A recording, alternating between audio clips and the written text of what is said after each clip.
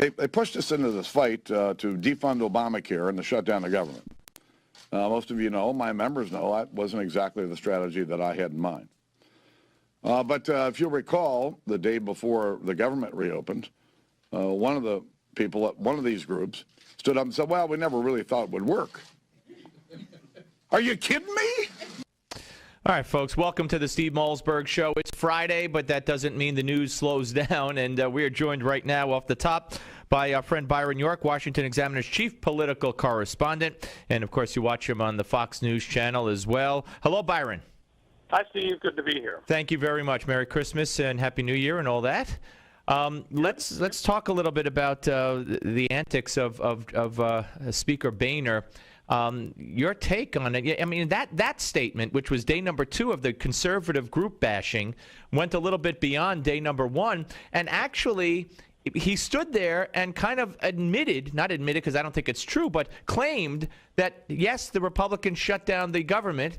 And, yes, he was forced to do so by these conservative groups / the Tea Party. To me, it was a stunning moment. Well, I got a little over-caffeinated in that second appearance. There's no doubt about it. But that's the way Boehner views this whole thing. He did not want to go along with this group back in September that was pushing for a defund Obamacare measure, and if not, for a government shutdown.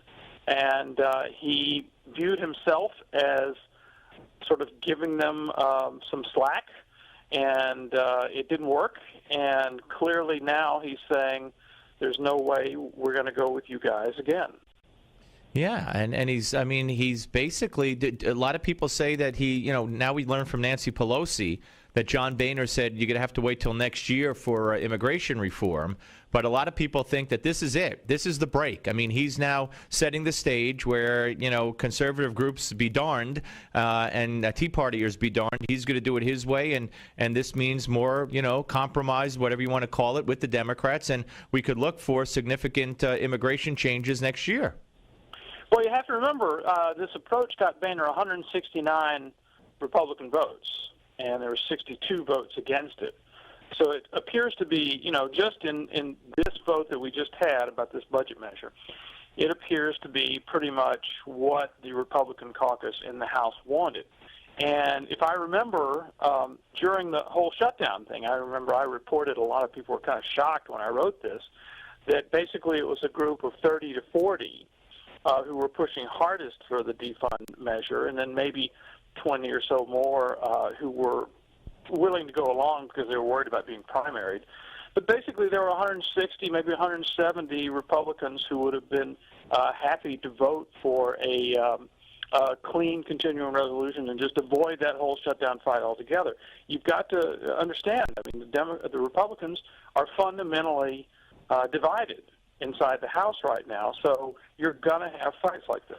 Well, but they seem to be united in the Senate, which to me is kind of bizarre. But from what I'm reading, and you know better than I, they may not get on this budget deal not one Republican vote for it, correct?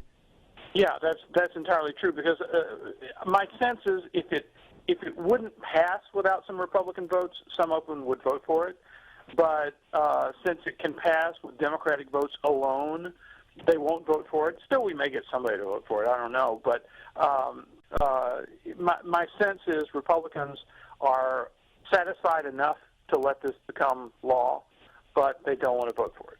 All right, let's move on to a piece that you wrote about, and I'm very glad you addressed this today at the Washington Examiner, at WashingtonExaminer.com, Byron, and that is the Republicans quietly building an Obamacare alternative. And you write about, among other things, the H.R. 3121, the American Healthcare Reform Act. I have long been of the opinion that they need to stop the screams from the left in the media and the elected officials who constantly throw up and say, hey, shut up, you have no alternative, you want to go back to the way it was, and my son will lose his health care coverage under my plan, there'll be pre-existing condition, people won't be able to get insurance, blah, blah, blah, blah, blah. And you address that here, and you say that there is a majority, again, of Republicans in the House that have signed on to this H.R. 3121. Yeah, a much smaller majority, but yes, a majority. You're right. I mean, we've heard Democrats say this all the time. Look, Republicans don't have any plan. They just want to go back to the status quo. There's no reason you should listen to them.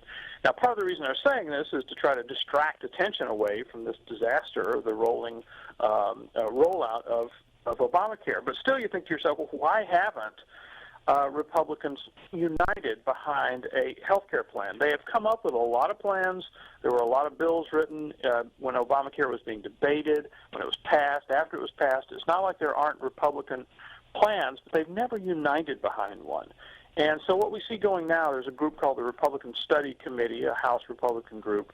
They put together a bill, and it basically contains the basic Republican health care prescriptions, that is, buying insurance across state lines, high-risk pools for people with pre-existing conditions, medical malpractice reform, things like that. It puts them together. It repeals Obamacare, and it's a bill that most Republicans probably could support. There's 117 co-sponsors of it right now. That's a bare majority of the Republicans in the House.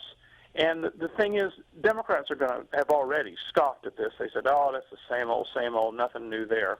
But the thing is, the health care debate has changed because of the ongoing failures of Obamacare.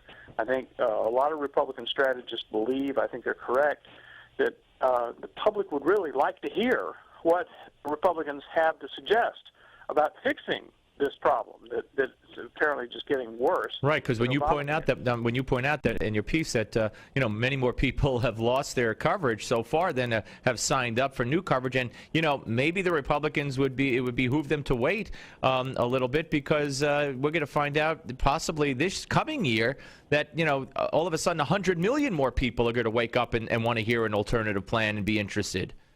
Yeah, we could have just a stunning situation come January, which is there could be more people who have lost their health coverage under Obamacare than have gained it. Now, that was completely defeating the purpose of the Affordable Care Act. It would be a stunning failure, and it seems to me Republicans have to be able to say, look, this is not working, and it's going to get worse. Here's what we ought to do. And so far, they have not, again, united behind that single plan.